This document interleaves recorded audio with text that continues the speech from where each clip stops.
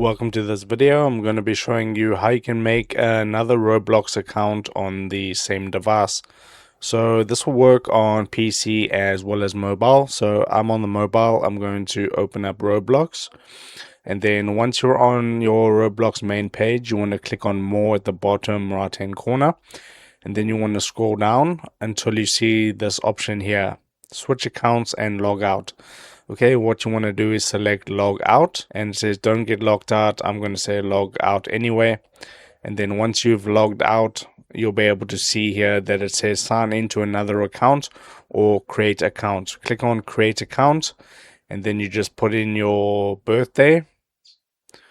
So let's just put in a random birthday here, and then confirm birthday. And then you just need to set a username, your gender, and then click continue, and you'll have a new Roblox account. Okay, if this helped you out, drop a like on the video and subscribe to my channel.